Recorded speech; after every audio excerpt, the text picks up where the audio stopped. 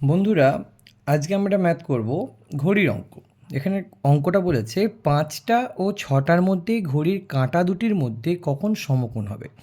আমরা জানি সমকোণ মানে ৯০ ডিগ্রি।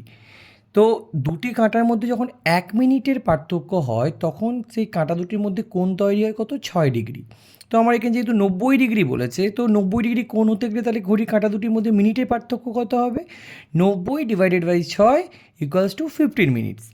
নাও, প্রথমবার কখন কোণ উৎপন্ন হবে? প্রথমবার কোণ উৎপন্ন হবে আমাদের ৫টা বলেছে, ৫টা plus 5 × 5 minus there minute difference, that means 15 into 12/11।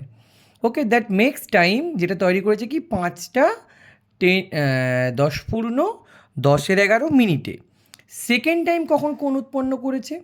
Second time তৈরি করেছে স্টার্টিং টাইম ৫টা প্লাস 5 × 5, এখানে মাইনাস ছিল, এখানে এটা হয়ে যাবে কি প্লাস, প্লাস 15।